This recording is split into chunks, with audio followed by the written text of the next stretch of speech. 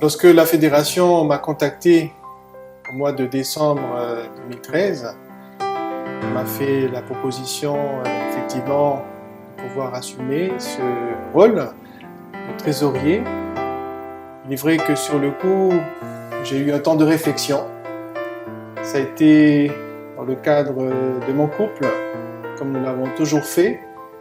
Déjà lors de l'appel du Seigneur pour la vocation pastorale, on a mis ce sujet en prière et il nous semble que Dieu nous a encore une fois appelés à relever ce défi. Et pour ma part, je peux avoir la conviction qu'il m'accompagnera dans ce défi et à pouvoir apporter mes compétences, mon expérience pour la bonne marche de notre fédération.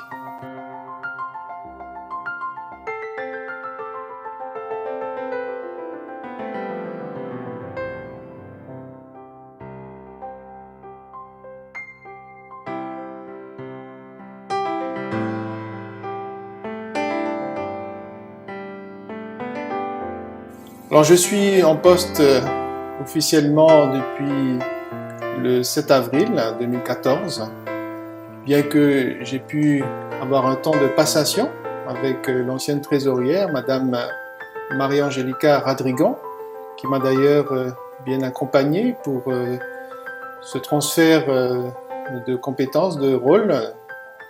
Je dois dire que ça a été un temps aussi d'apprentissage, bien que une formation préalable à ma vocation pastorale m'a amené à reprendre un petit peu ce travail d'administrateur, puisque je l'ai été dans un autre passé assez récent. Là aussi, je crois que c'est un défi, puisque je n'ai plus que 2 églises ayant été nommées à Orléans et Chartres, mais je devrais dire que je suis maintenant pasteur de toutes les églises de la fédération.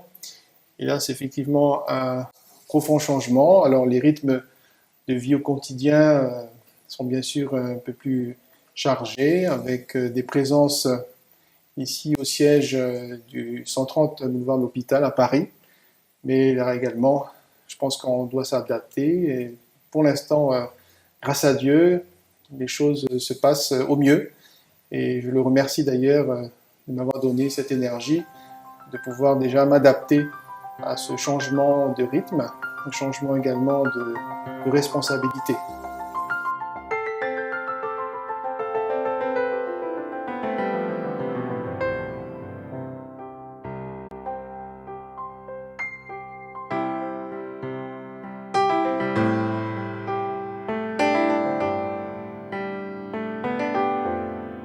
Je pense que la première idée qui nous vient lorsqu'on pense à un rôle de trésorier, c'est bien sûr de pouvoir gérer mieux ses ressources.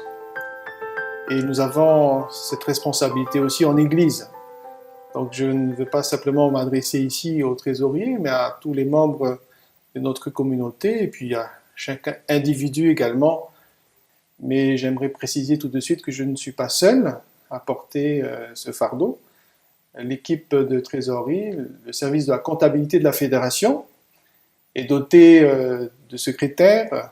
J'ai personnellement le plaisir de déjà pouvoir collaborer avec une assistante à la trésorerie, Madame Leduc, et ensuite, j'aimerais quand même les nommer, Annelle Geneviève, qui est une secrétaire assistante également, et Michael Pinel-Ferréol en tant que comptable.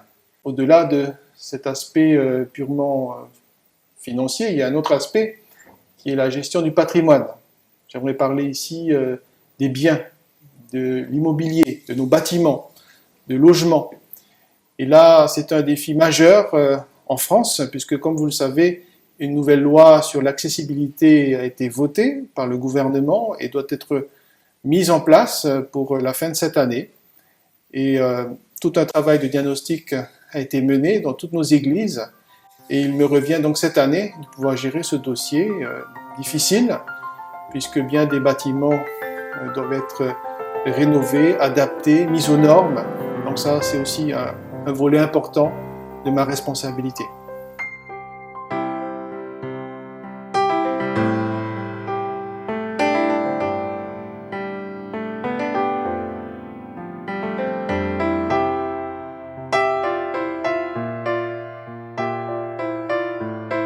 pour la fonction de trésorier, il y a un défi majeur de pouvoir travailler sereinement, en tout cas d'essayer de faire les choses le plus sérieusement possible. Et je dois dire que pour l'équipe actuelle, il était important de travailler en équipe.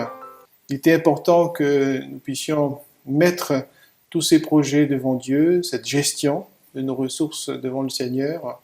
Comme vous le savez, dans la parabole de l'ouvrier, de pouvoir développer les talents que le Seigneur met à nos dispositions pour qu'on puisse ensuite être heureux de voir cette Église grandir, croître. Et je me projette déjà dans l'avenir. J'ai une chose en tête, c'est la vie éternelle. Que le Seigneur puisse revenir parmi nous, nous prendre avec lui et nous dire, je pense que ce sera la plus belle des récompenses, que nous avons été des ouvriers fidèles à son service et heureux de pouvoir maintenant entrer dans la joie du Seigneur. Donc, je suis dans cette perspective spirituelle de cette fonction, au-delà, bien sûr, de toutes ces responsabilités financières, matérielles. Et je crois qu'il ne faut pas perdre de vue cet objectif spirituel, cette vision spirituelle de notre mission.